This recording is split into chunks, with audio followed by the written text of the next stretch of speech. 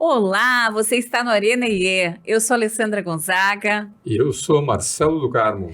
Sim, eu estou crespa. Eu também, é que vocês não estão vendo porque o cabelo não dá pra tá ver, oculto. né? Só na intenção, né, mano? Não, eu mostro meu RG e eu mostro meus cabelos cacheados. Aham. Gente, tá muito quente em Porto Alegre, que a gente tá no ar-condicionado e eu decidi dar uma folga para o secador de cabelo. Deu. E aí ficou assim, né? Fazer o quê?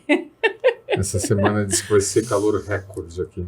Vai ser muito quente. Então hoje o nosso episódio é pra gente lidar com essas dificuldades em reconhecer a realidade e outras cositas mais, porque o nome do nosso episódio é Lidando com Cobranças. Lidando com cobranças, e não é os boletos, né? E também podia ser, né, Mas é os boletos que a gente passa para nós mesmos. É os BO que a gente não resolve na vida e fica se incomodando com isso diariamente. E como tá chegando o final do ano, né, as pessoas começam a se colocar assim, tudo que elas tinham se comprometido em alcançar esse ano. Isso. E não vai dar tempo. Não vai dar tempo, já virou o ano, vai ficar para o ano que vem. E vem aquela bad no final do ano do que não fez e no início do ano do tamanho da encrenca para fazer, né, mano? Já virou meme, né? Tem um monte de gente fazendo esses reacts na internet, nas redes sociais, que o cara começa com a lista, né, de desejos para 2023 e vai riscando a lista, né? Vai fazendo um downgrade da lista, né? Sim. Viver melhor, né? Viver. Não beber mais, beber. Dá um jeito de cumprir a lista, né? Dá um jeito de cumprir altera a meta para cumprir a lista, né? Isso aí. Então a gente trouxe aqui algumas discussões para fazer nesse meio de campo. Quero contar também sobre o último artigo que saiu meu no LinkedIn da Conexão IE. Então dá para acessar pela Conexão IE no Instagram, dá para acessar entrando no nosso site, porque a gente vai deixar disponível aí o link, né? E o artigo se chama Antes da Segunda Montanha, mano. Porque é o momento em que nós estamos, né? Nós estamos no pé da serra. Aliás, estamos descendo a serra. Porque a gente chegou no topo da montanha, eu entendo, por ter chegado no final do ano. Algumas pessoas têm a sensação de que foi um ano muito desafiador e daí dá uma sensação boa, uma sensação de que bacana, conquistei bastante, né? E às vezes é um ganho financeiro ou às vezes é simplesmente um ganho de estar aqui. De contar que chegou até aqui. E aí vem aquela sensação, poxa, mas então vai zerar de novo a conta dia 1º de janeiro? Que coisa, né? Como é a mente humana. É, né? Impressionante. Tanto as pessoas que não conseguiram atingir, se cobram por não terem conseguido, como as pessoas que conseguiram atingir, até se superaram, né, em metas, em expectativas, também se cobram. Será que o ano que vem vai ser a mesma coisa? Nunca tá bom. Nunca tá bom. Nunca tá bom. Né? Depois que inventaram o tão ruim, não ficou bom pra ninguém mais, né? Sobre o professor que falava. É verdade. Eu até tava lembrando do epitáfio da letra do Titãs, né? Do que a gente acaba fazendo com esse chororô que a gente faz interno, né? Devia ter amado mais, ter chorado mais, ter visto o sol nascer. Devia ter arriscado mais e até errado mais, ter feito o que eu queria fazer. É linda essa letra, né? Queria ter aceitado as pessoas como elas são. Cada um sabe a alegria e a dor que traz no coração. Depois, se a gente conseguir, a gente bota pelo menos um solzinho aí de base pra gente se lembrar do epitáfio do Titãs, né? Então, eu acho que, assim, basicamente o que ele diz no final é: queria ter aceitado a vida como ela é. E aí vale o recado, porque a gente tá sempre querendo controlar os contornos da vida. A gente sempre tem alguma coisa que a gente se sente não adequado, não suficiente. É uma busca, de fato, de completude do que ainda eu não consegui, do quase ser, e não do que eu já consegui obter, né? O que essa música me faz lembrar é que ele está olhando para a vida dele o que poderia ter sido. E acho que ontem ou anteontem a gente estava falando mais uma vez daquele discurso de Stanford, lá do commencement speech do Steve Jobs. Muito famoso. A gente comentou desse discurso. Que ele colocou lá o título, era Linking the Dots, né, juntando os pontinhos. E que tudo que ele fez na vida, que enquanto ele estava ali, né, ao vivo e a cores, as pessoas o julgavam, os pais o julgavam, e parecia completamente sem sentido o que ele estava fazendo, ele conseguiu, naquele discurso, mostrar como cada experiência da vida dele, por mais torta que tenha sido, por mais uma sensação de um plano B ou C, às vezes, né? Uma derrota em relação caminho torto, que não era... seguir uma carreira acadêmica tradicional em Stanford, ele consegue colocar como cada passo daquele ajudou ele a construir a Apple, né? E tudo que hoje a gente usa ainda disso. Então, a produção de sentido é uma coisa que, às vezes, a gente não entende muito bem, né, o que está acontecendo, por que está acontecendo. Mas lá na frente, eu não sei se... Aí tem os que acreditam em destino, predestinação, né? Tem os que acreditam em livre-arbítrio, mas não sei se alguém ou alguma força, ou se nós mesmos conseguimos, lá no final das contas, né, produzir sentido nas nossas experiências. É que quando a gente olha só no curto prazo, a sensação é de derrota, é de cobrança. Tu quer dizer o que nasce primeiro, o sentido ou a experiência, Má? O que vem primeiro? É que a gente tende a ser muito rigoroso em nós mesmos, porque nós não temos a maturidade ou a experiência de vida que lá na frente a gente vai olhar para trás e essa mesma experiência que hoje, esse mesmo ano de 2023, que hoje a gente pode estar completamente satisfeito com ele, a gente vai olhar e falar, que bom que em 2023 eu decidi isso ou decidi aquilo e minha vida mudou. É que agora tem que dar tempo ao tempo, sabe? Sabe, eu vou dar um exemplo muito, talvez até bobo aqui, mas o pessoal que nos acompanha nos perdoa por essas bobices que a gente faz às vezes. No sábado da semana passada, então eu tô falando de alguns dias atrás, tá, gente? A gente tá gravando aqui o episódio na quinta, né? Hoje é quinta? Hoje é quinta. Hoje é quinta. Então faz aí alguns dias, eu fiz um Kerb de pizza de noite. Comi tudo que eu podia, enchi a cara de pizza, eu tava com aquela ansiedade, fome, aquela mistura que tu não sabe o que veio primeiro, né? E ainda comi algum doce também, pra piorar. Acho que tinha pizza doce pra fechar o Kerb. Foi um Kerb de pizza. Foi um horror. E aí, quando chegou no domingo de manhã, alguma coisa em mim deu um estalo e eu comecei a diminuir calorias e contabilizar, baixei um app de nutricionista, já tinha tido uma orientação nesse sentido da Nutri, comecei a contabilizar o quanto de água eu tomo, zerei meu consumo de açúcar, passou alguns dias só, não tenho como me vangloriar de nada, mas eu tô me sentindo absurdamente melhor.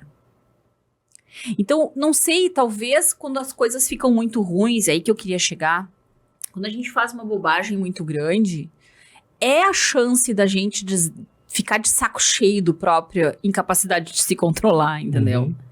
Então, assim, e vai ser muito gostoso, quem sabe até aqui, daqui a uns meses, a gente aqui no Irene e eu dizer, a gente começou lá com o meu Kerb de pizza, uma virada que me fez cuidar mais do corpo e não fazer esse tipo de sei lá, boicote à saúde. E sempre decide de você que tipo de sentido você vai dar para aquela experiência, por mais adversa que ela tenha sido. Isso. Você poderia estar até hoje se martirizando porque, né? Eu gastei. Não, peraí. E você decidiu fazer diferente. Então, esse poder de decisão, né, nós temos. E, gente, a qualquer momento, tem alguma coisa que a nossa mente faz quando a gente erra, que ela nos pune com o erro, e isso cria, infelizmente, uma espécie de paralisia. De, ok, errei, não há nada a fazer.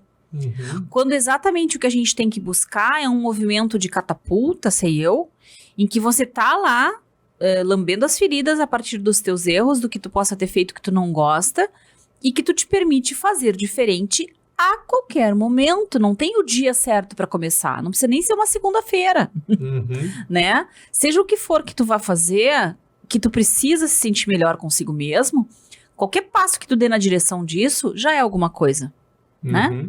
Então, acho que o primeiro, talvez, recado que a gente quer passar aqui é que lidar com cobrança tem a ver com um sentimento de insuficiência e até uma certa vergonha que a gente tem de si mesmo. E, portanto, associado também a isso, culpa. Um sentimento de o que eu fiz, né? Só que não adianta ficar cobrando a conta passada. é preciso gerar crédito. Mesmo na vida financeira não é assim? Uhum.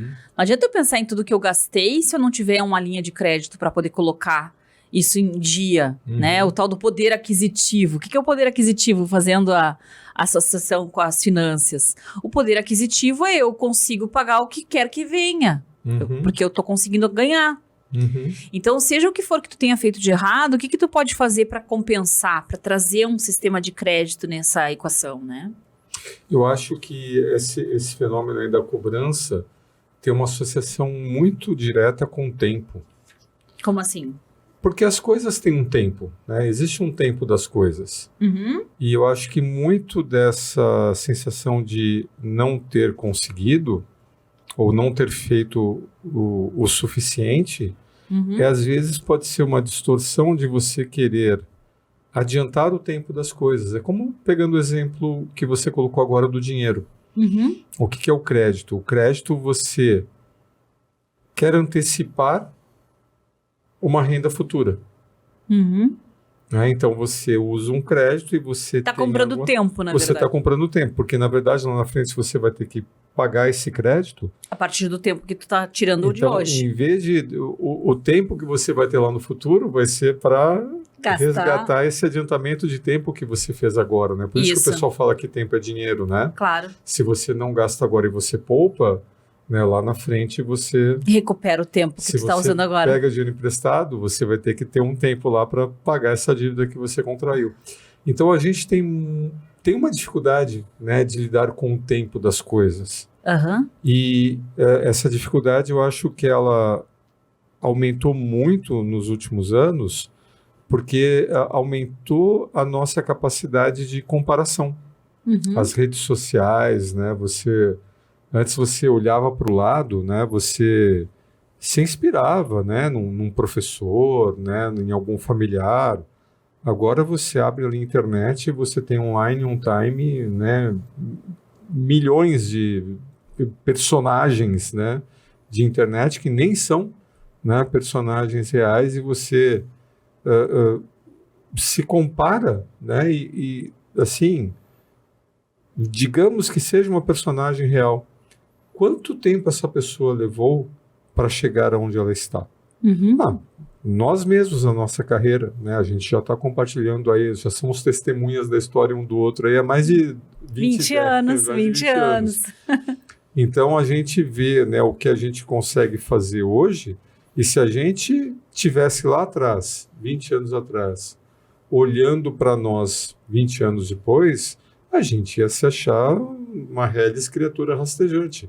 Mas olha só o tempo que levou para a gente chegar até aqui. O tempo que levou para a gente chegar e ter essa experiência de conseguir fazer uma análise, aconselhar um executivo, fazer um diagnóstico.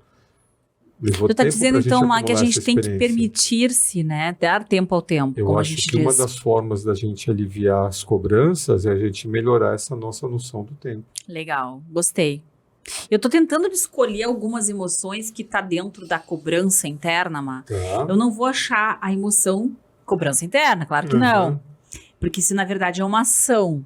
E essa ação de se cobrar, ela vai gerar emoções, ela vai gerar sentimentos conflitantes, né, inclusive.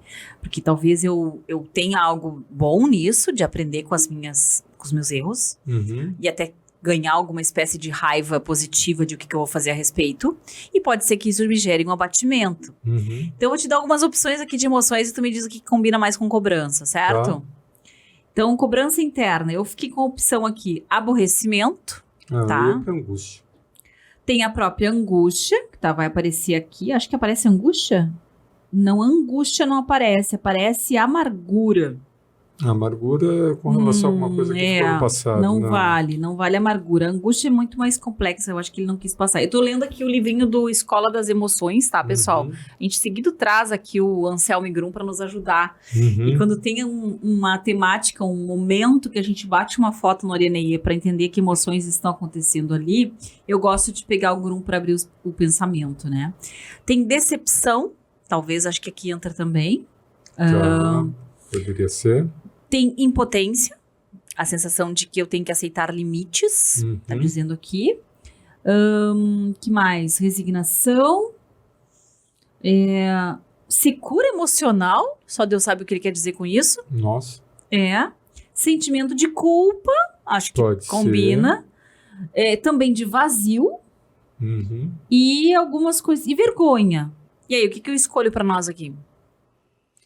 Bom, já que é cobrança, né? Se você está se cobrando, acho que você está se sentindo culpado. Se não tem angústia, eu iria para o sentimento de culpa. É verdade. Uhum. Então vamos lá. Ele está falando que a gente precisa ativar a força do perdão. Então estamos bem dentro desse caminho aí. Vamos ver o que ele nos inspira a falar para a gente ver se saem mais ideias da cachola aqui, tá? Sentimento de culpa, a força do perdão. Quem quiser saber o que é sentimento de culpa, primeiramente tem que esclarecer o que entende por culpa. Quando nos perguntamos qual é o real significado da culpa, a palavra em alemão pode nos ajudar, é Schuld, tá? Que vem do termo Sollen. Como pessoa, eu tenho determinados deveres, que é da onde vem esse verbo, é o dever. A culpa vem de um senso de dever. Então, já gostei. Já combina com a nossa ideia de cobrança aqui, né? A mim devo que eu mesma me aceite, que eu lide bem comigo, que eu não me prejudique e que não me deixe perecer adotando uma vida insalubre. Que lindo isso aqui. Isso aqui rende uma camiseta, hein? Olha que legal. Vou repetir. A mim devo que eu mesmo me aceite, lide bem comigo, que não me prejudique, que não me deixe perecer adotando uma vida insalubre. Ao próximo, agora já é para o outro também, devo que eu lhe considere, que aceite-o como é, que o deixe viver e lhe garanta o espaço necessário para que possa ser ele mesmo. Adorei. Legal. Muito legal, muito estoico esse vozinho, né? Esse aqui é um vovozinho, não sei se ele tá vivo ainda, porque ele nasceu em 45, vale a pena nós dar um Google nele depois. Mas assim, poxa, é basicamente o princípio da aceitação isso aqui. Então que não adianta eu ficar lutando contra o que eu não posso lutar, mas que eu tenho que preservar e cuidar do que eu sou e garantir que eu tenho um nível de aceitação, de respeito, de até mesmo escuta desse outro também. Sim, que legal. Legal, né? Alguma coisa mais te veio disso? Não, achei interessante, né? Porque sabe que uma coisa é a gente se sentir, né, culpado, né? Voltando aqui para o nosso tema, né? Sobre o que eu fiz ou o que eu não fiz, o que deixei de fazer. Mas antes disso, né? O quanto que você de fato reconhece, né, seus limites e suas capacidades, e o quanto você acha que de fato, né, aquilo que você conseguiu por si só. Me lembrei da diferença do pessimismo e do otimismo. Vale a pena nós contar de novo isso, lembra, Má? Então, os pessimistas, gente, eles acham que tudo que aconteceu com eles tem a ver com uma incapacidade, uma impossibilidade, que é eles que são os que fazem isso. Então, há algo neles que faz as coisas não acontecerem. Portanto, o amanhã não vai ser melhor, porque vai depender da mesma pessoa para que isso possa dar certo. E os otimistas, de uma maneira geral, eles vão acreditar que aquilo que deu errado foi por culpa das circunstâncias, dos problemas que a vida traz, do momento, e que se deu certo é por conta dos seus méritos, forças e possibilidades. Portanto, no futuro, só tende a melhorar. Então, acho muito legal porque há algo aqui em tudo que nos acontece, que um pedaço é seu, você teve um comprometimento com isso, mas tem uma parte que é da vida, e do momento e das circunstâncias da vida. É isso, mano, né? Eu acho que a nossa parte, né, é estarmos presentes. Sim. Sabe aquela coisa, tem um ditado aqui no sul que é o cavalo passa encilhado, né? Ó, o cavalo passando encilhado. Né, pessoal, né, que é aquela coisa de você estar na hora certa, no lugar certo, mas atento às oportunidades. Uma vez uma pessoa muito sábia, né, me falou, Marcelo, tu fica muito preocupado, né, fazendo planos, e você fica tão focado nos planos que você gostaria de conseguir cumprir, que você pode deixar de observar as oportunidades que estão passando do teu lado e você simplesmente deixa de apanhar essas oportunidades porque você Tá pensando lá no teu plano. e está culpado, e Aham. está com um foco fixo, com uma ideia fixa, né, em alguma coisa. E eu acho que se a gente for fazer uma reflexão bem comedida, as nossas conquistas, sejam elas de quais tamanhos tenham sido, nunca a gente pode ser honesto conosco mesmo e falando que foi por minha causa. Quanta coisa acontece, né, para que você consiga atingir uma conquista, né? E isso vale tanto pro que deu certo como pro que deu errado. Sempre tu vai ter um pedaço teu e outro que não é teu. Você decidiu estar ali. Claro. Né? Então, por exemplo, eu vou dar um exemplo pessoal. Já estou falando de exemplo pessoal, vou dar um exemplo pessoal. Essa semana foi a minha banca, né, de qualificação. Yes, passou na banca de mestrado. Então, que legal. Fiz a Futuro mestre em psicologia chegando legal, aí. Né? Tava lá a professora Maria José Sambel, vice-reitora da faculdade lá da Universidade de Lisboa. Né? Que legal. Estou pronta para ir para lá, já te disse. Né? Adoro. Adoro. A professora Júlia, né, coordenadora lá do curso, a professora Camila e o professor Carlos Costa, né, meu orientador. Eu podia falar assim, que legal, né, consegui, né, aprovar meu projeto, está qualificado, né, palmas para mim. Só um pouquinho, né? Vamos lembrar onde essa história começou. Em algum momento lá atrás, em 2021 ainda, numa reunião com o saudoso Paulo Amorim. Sim, né, querido, Deus o tenha. Querido, né, que não está mais aqui entre nós. Ele começou a me contar com tamanho entusiasmo, né, do curso, né, de neuropsicologia que ele estava fazendo. Eu falei, puxa vida, que legal, vou voltar a estudar. E a gente estava fazendo um plano de negócio naquela época, né, que uma das possibilidades é que eu poderia ter sido coordenador lá dos MBAs, lá do Senex, etc. Então, começou com a inspiração do Amorim.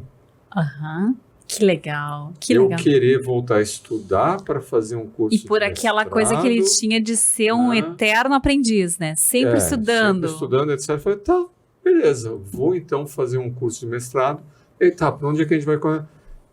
Eu tive a confiança, né, das professoras Júlia e Camila, que aceitaram um engenheiro, administrador, economista, num curso de mestrado, né, e que numa entrevista ali de seleção, que tu sabe como é que são essas entrevistas, falou, não, esse rapaz aí, né? Ele parece bonzinho. Mas, né, eu tenho que ser grato primeiro ao Amorim, né, depois eu tenho que ser grato à professora Júlia e à professora Camila por terem me aceito no curso. E aí eu começo o curso, né, e sou designado lá para um orientador, começo a fazer todo o meu projeto e estudar competências de liderança nesse pós-Covid, etc, etc. Estava com um projeto já pronto ali no final, né, do primeiro semestre.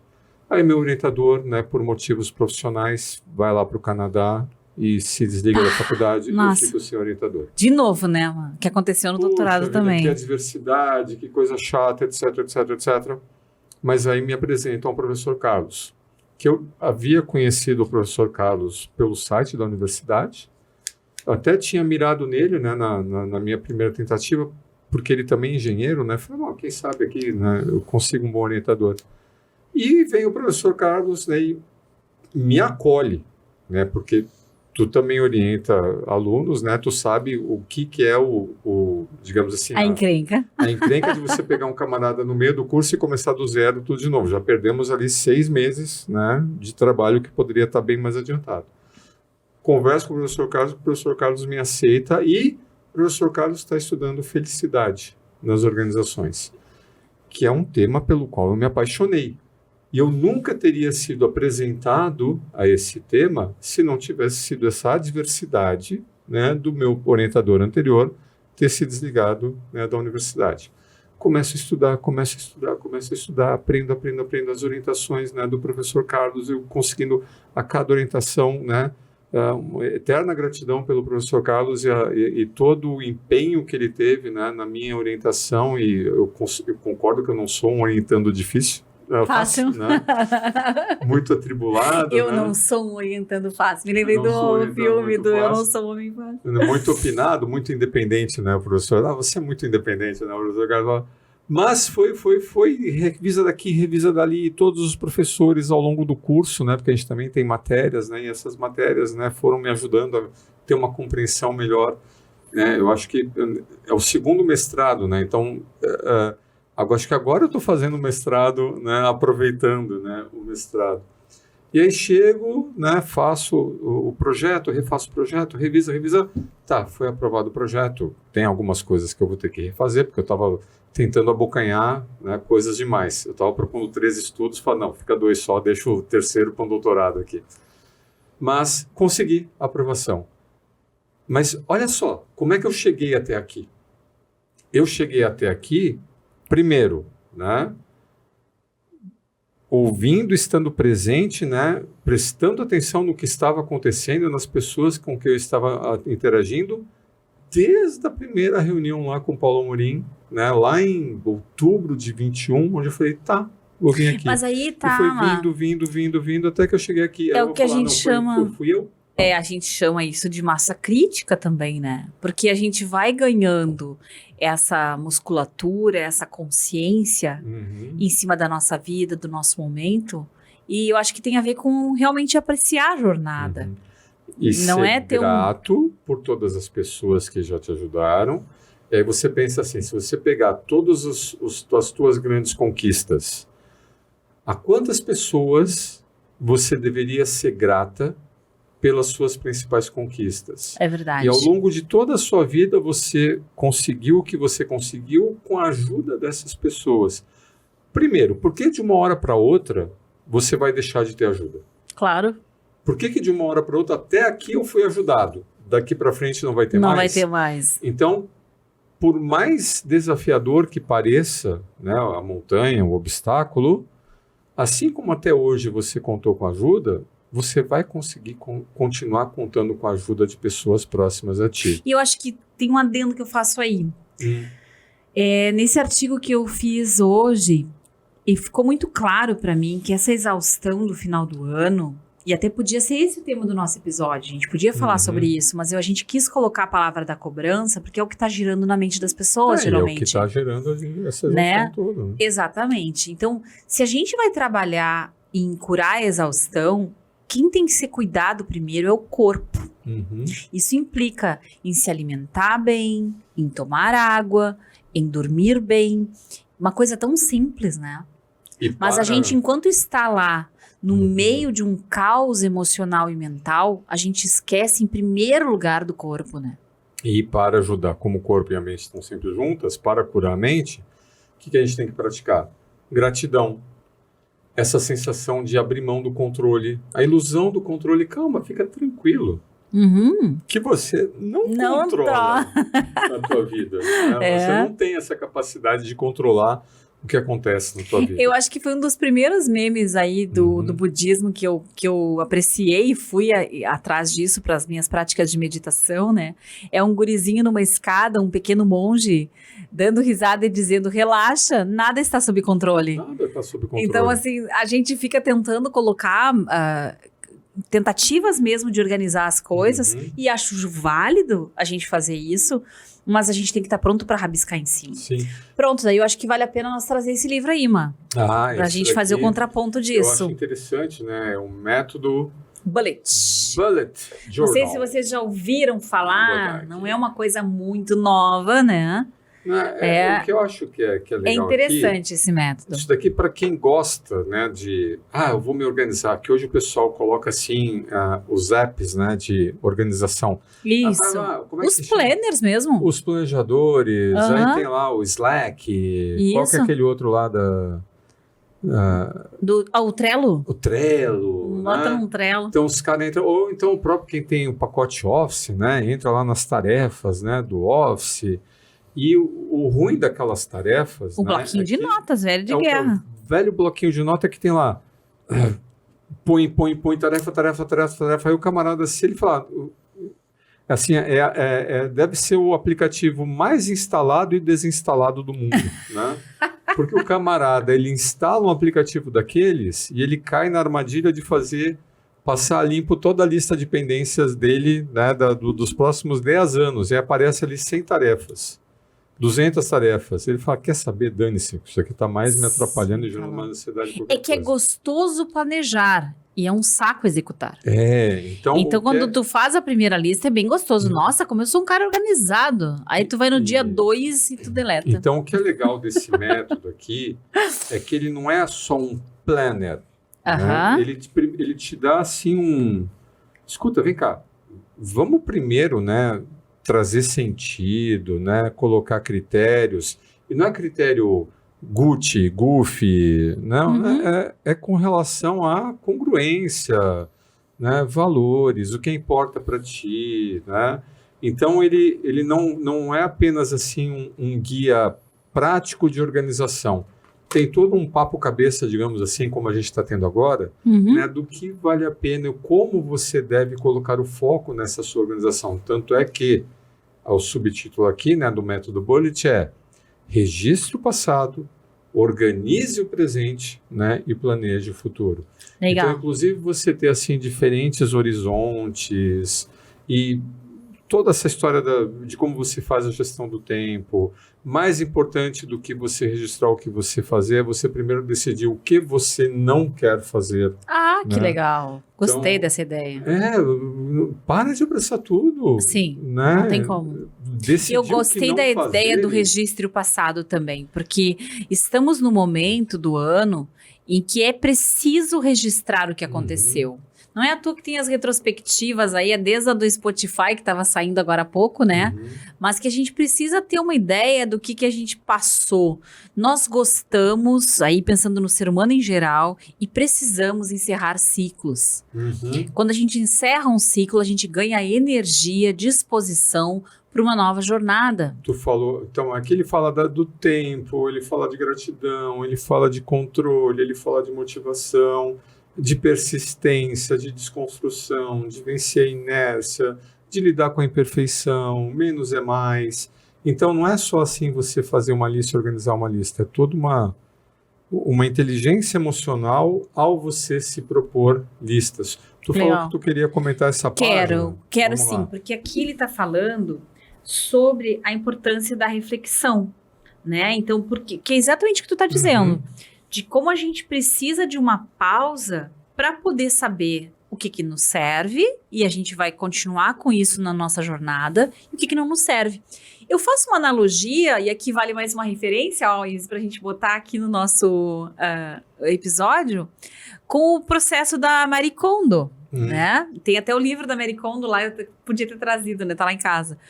Mas que ela fala assim, bom, primeiro ela pergunta tão simplesmente, pega um item na tua lista do que tu vai usar e tu te pergunta, isso me traz alegria?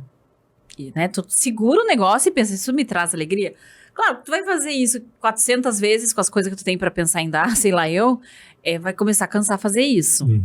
Então, o que eu acho que é bacana seja perguntando-se do sentimento ou não, eu quero levar isso comigo. Ou eu estou pronta para deixar isso para trás. Então, a reflexão pode ser um pouco mais simples. E o que ele está dizendo aqui é um pouco isso. O que eu vou levar comigo? Só que, para eu poder fazer isso, eu tenho que abrir mão da reatividade, como ele fala. E eu gosto muito dessa fotinho da página 147, a Isis vai botar lá no nosso resumo isso aqui, tá? Porque em todo treinamento de inteligência emocional, eu comento isso. Como é que a inteligência emocional age? Dizem que ela pode chegar a 6 segundos apenas. São 6 segundos que tu precisa entre um estímulo e uma reação automática. Se tu conseguir inserir um tempo de 6 segundos, você já está ativando a tua inteligência emocional. Não precisa mais do que isso.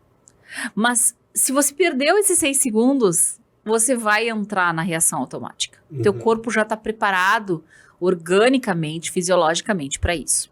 Então, o primeiro gráfico é estímulo, reação, e no meio do caminho está se produzindo ali a resposta do medo e da ansiedade. Que vem a ser, eu vou carregar comigo sim, porque vai que eu precise lá na frente. Uhum. O que é o pensamento de todo acumulador? Pensando aqui na mesma analogia das roupas lá que eu estava fazendo. Um dia eu vou fazer um projeto e eu vou precisar disso. A pessoa faz um plano, mas é uma moldura estragada. Não, mas um dia eu vou entrar num curso de usar molduras e eu vou aprender a reciclar molduras, e quando eu fizer isso, eu vou precisar dessa moldura, né? E aí a pessoa não consegue botar nada fora. E ela não consegue aprender com a experiência também, exatamente por não botar nada fora. É a acomodação e assimilação lá do Piaget, né? Para você mudar, tem que, para ver a acomodação, o que você vai botar fora, Exato. Né? Tu tem que abrir espaço para o novo. Então, estamos na época em que tu tem que abrir espaço nas tuas gavetas físicas e mentais. Sim. Tu tem que construir um espaço para que as coisas novas que você vai viver na próxima jornada possam ser assimiladas. E aí é importante toda essa questão da reflexão, dos valores, da gratidão, do abrir mão do controle, né? Tu acompanhou, né, uma decisão que eu tomei esse ano. Estávamos falando disso ontem à noite, né? Que a gente está gravando aqui na segunda semana de dezembro, né? E até o ano passado, nessa época, eu estava assim arrancando o resto dos cabelos, né? Por quê? É corrigir prova, é corrigir trabalho, é atualizar o Moodle, professor universitário, notas, etc, sofrência. Etc, de 3, 4, 5, 6 turmas, vários alunos. Aquele aí o aluno meme. não conseguiu, e aí tem que fazer Fui na cozinha com medo de achar um aluno. Tá, não sei o que, parará. E era uma época assim que a gente ficava varando, né, noite, Sim, né, para conseguir entregar tudo que precisava ser entregue, né, no prazo. E deu para mim, porque eu não consigo abraçar esse mestrado, eu não consigo, né, mudar de carreira profissional se eu mantiver, né, essa rotina. Tu precisou deixar ir. Mas há 13 anos que eu sou professor, eu gosto de ser professor, etc. Pois é, mas tu quer fazer alguma outra coisa? Se faltar, e como é que vai fazer se não vai dar certo? De novo, você acha que você está sob controle da sua vida? Você acha que você ficar aqui, ou você acha que você não vai conseguir fazer dar certo?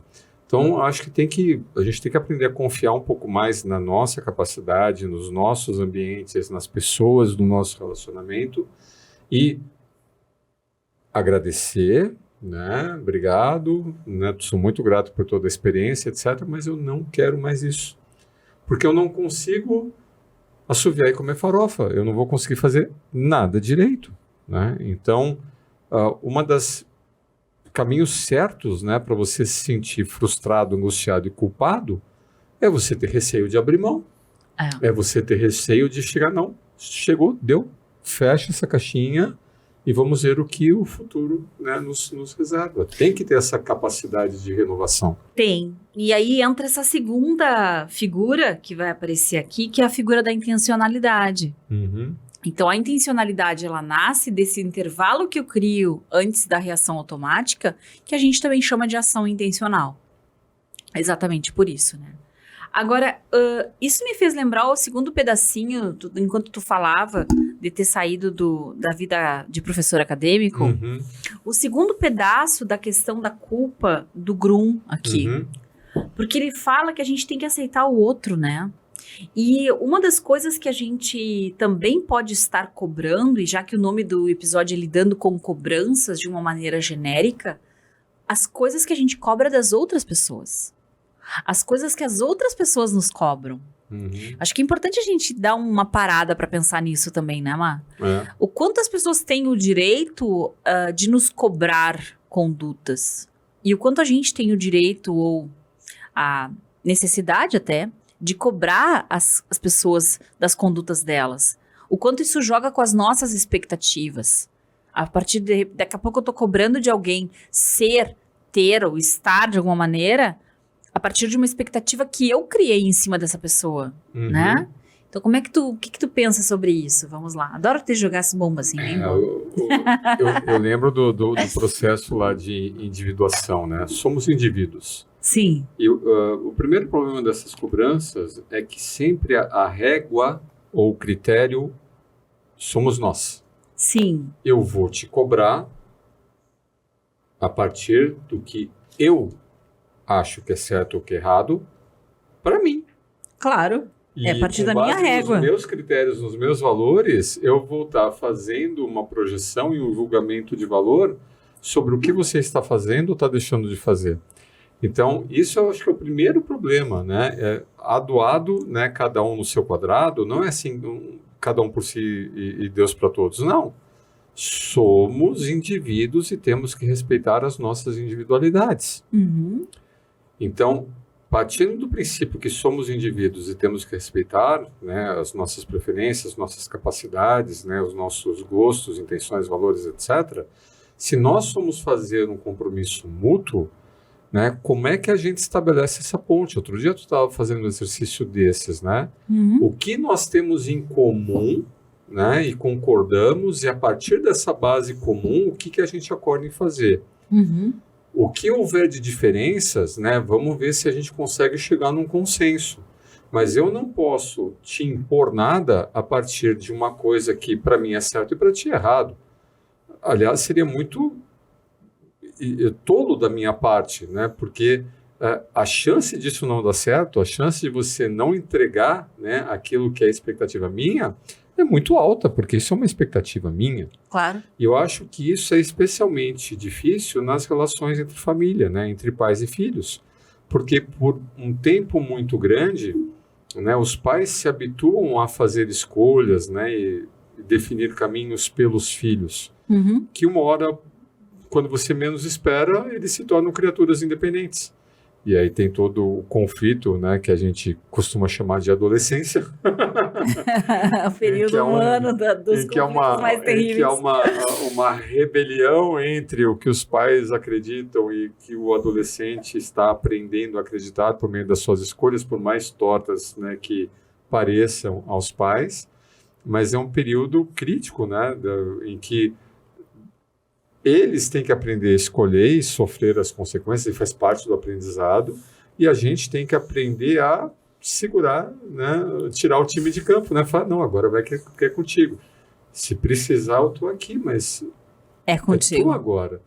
E onde que dá, né, os principais embates? É quando a gente atravessa, né, esse campo neutro, essa zona neutra. Quando eu deixo de dar independência e autonomia, ou quando eu me coloco no direito de cobrar aquela pessoa como se ela ainda fosse aquela garotinha, aquele garotinho. Que, né, é a dificuldade de atualização que as pessoas que nos amam têm muitas vezes. Uhum. E essas festas de final de ano, elas são praticamente assim, uma bomba de ansiedade para muitas pessoas, exatamente porque elas vão se confrontar com esse sistema de cobranças, uhum, porque elas vão também receber isso das pessoas de uma maneira, muitas vezes, implícita, não necessariamente explícita. Sim. Né? A partir de comentários menos ou mais ácidos, mas que dá para perceber que as pessoas se decepcionaram com alguma coisa que você fez, né? E a gente escuta assim, mas eu só falo isso porque é para o teu bem, porque eu quero o teu bem, tá? Mas isso é pra a musiquinha ti, da Simone mim, lá nos acalmando, nos colocando nos pesadelos, né? Então é Natal o que você fez, né? O ano termina, né? Então assim, até a Simone tá nos cobrando, cara. Então, como é que a gente faz? Essa a gente vai ter que cortar, né? Senão eu vou ter que pagar royalties. Mas assim, a Simone tá no nosso ouvido aqui, o que você fez. E eu acho que a gente precisa se dar conta de que não controlamos o que as pessoas vão falar, mas que a gente pode controlar como a gente reage a isso. Uhum. Essa que é a intenção aqui da inteligência emocional, né? Eu acho que em vez de cobrar e tomar decisão pela pessoa, precisar, se eu puder ajudar. Sim, não vou também me comprometer a ajudar uma coisa que eu também não concordo. Claro. Né? Mas eu não posso tomar decisão por ti. E eu tô pensando do ponto de vista de quem é cobrado, né? Tu tá pensando de quem cobra, eu tô pensando de quem é cobrado. A pessoa que é cobrada no Natal, ela tem que entender que muitos de nós acabam jogando, as pessoas jogam umas nas outras, as suas inseguranças. Uhum. Então, exatamente aquilo que aquela pessoa está mais lutando, às vezes, para conseguir lidar, ou que ela lutou muito para lidar, ela vai jogar em você, no teu colo. E ainda mais com o teu eretílico, que facilita esse descarrego. Não, os Então, memes são assim, imbatíveis, né? e E aí os namoradinhos, as namoradinhas. Isso. Ou alguém que vai querer te fazer um grande negócio, né? Quem sabe algum parente distante. Então, eu acho que a gente está começando a falar aqui nesse finzinho sobre ganhar controle sobre o que se pode controlar. Uhum. Esse é o ponto. E daí que eu gosto desse livro aqui, para deixar a última dica Vamos lá. livro. A gente já deve ter trazido ele, mas de vez em quando a gente circula os livros, vocês sabem disso, porque a gente faz combinações diferentes para usar eles. Sim. E aqui ele está vindo na intenção de falar sobre preocupação, sobre ansiedade, sobre essa sensação de peso que a gente se coloca, né? Gente que se preocupa demais, da Sue Breton. E ela diz aqui exatamente, ó, o livro para você ter controle sobre as coisas com as quais você pode parar de se preocupar. Olha que interessante, ter controle sobre coisas que tu vai parar de se preocupar. Reconhecer o que tu não pode controlar. Uhum. Então não depende tudo de nós, nem com o que acontece com a gente, nem a perspectiva do outro. Basicamente é isso, né, mano? Sim. Você pode fazer alguma coisa, né? Como é que aquela frase, né? Se não há solução, solucionado está. Né? Já dizia falecido seu Gonzaga, né? Meu pai dizia muito isso, que não tem solução, solucionado está. Porque não adianta a gente ficar malhando em ferro frio, né? Tem um momento aqui que eu tava procurando que ela fala exatamente sobre essa questão do controle, que eu quero achar aqui pra nós, tá, Má? Ela fala sobre o reservatório de calma, né? Que é preciso a gente ganhar esse reservatório, a gente conseguir garantir uma reserva disso, porque a vida vai começar a gastar o nosso reservatório de calma. E eu acho que isso combina novamente com o artigo que eu fiz. Porque esse período de final de ano não é pra gente ir lá e extrapolar o restinho da energia, da disposição e da autoestima que nos sobra. É pra gente ganhar reservas para os desafios que nos aguardam, não é isso? Uhum. É, né? Sim. Algo mais que a gente queira acrescentar, Má? Não,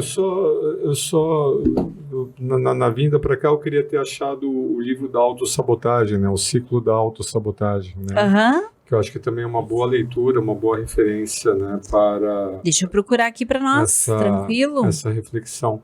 Né, que muito dessas armadilhas de cobrança, né, nós impomos a nossa. É um livro, né? da Patrícia Hermes, esse aqui, né? O ciclo da autossabotagem. Assim. Gosto muito dele. O que a gente tem é esse aqui, vamos ver se não é um outro nome com outro autor, peraí.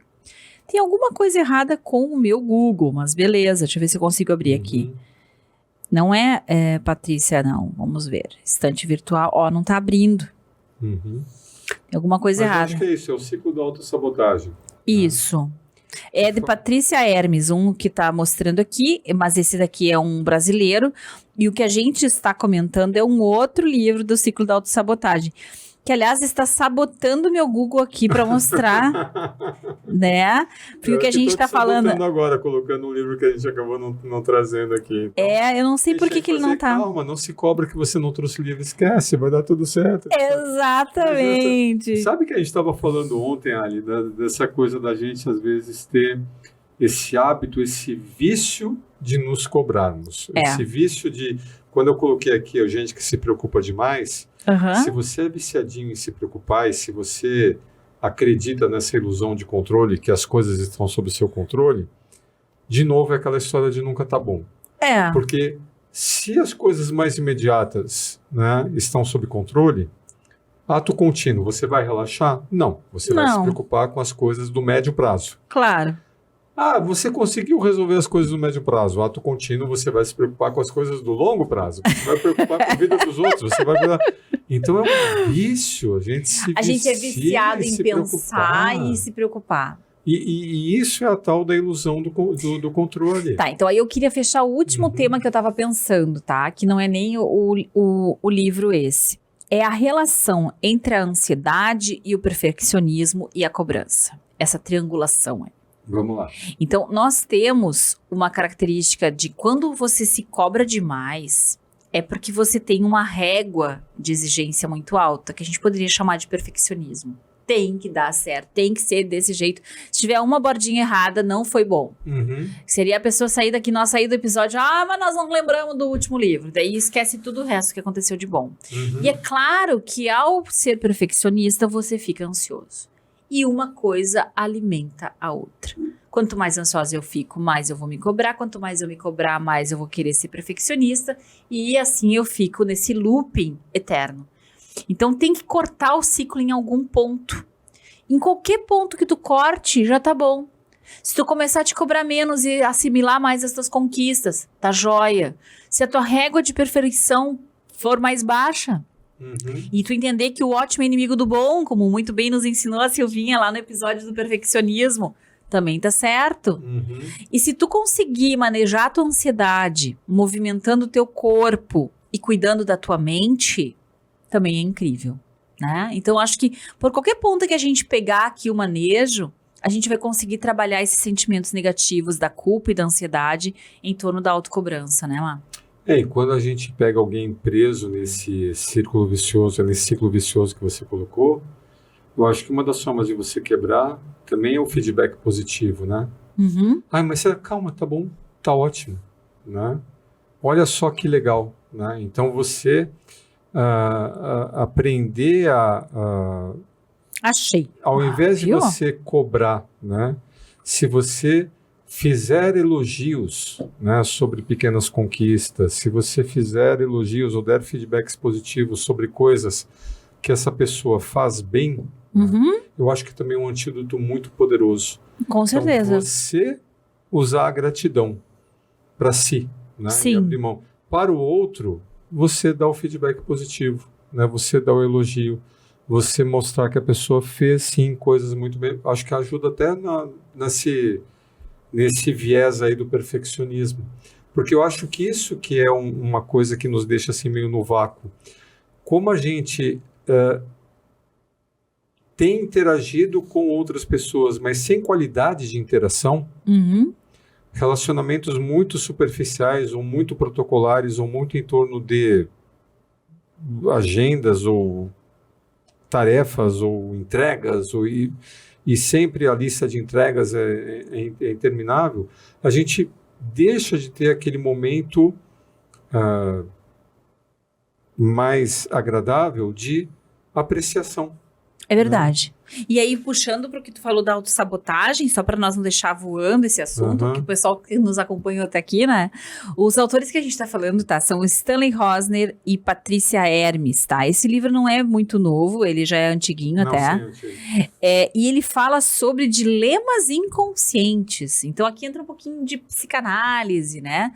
Para nos falar que a gente tem ali alguns algoritmos internos que nos fazem não querermos ser bem-sucedidos por erros nossos, por crenças limitantes, o que quer que seja que não nos permita dar altos voos. E por que eu trouxe, né? Porque a gente tem que ter essa coisa da acomodação, né? Da gente ter a coragem de mudar. Isso. E às vezes a gente não muda porque a gente acredita que se eu fizer tal coisa vai dar errado. Isso. Ou eu vou perder. Não, mas isso é você se coloca esse tipo de coisa.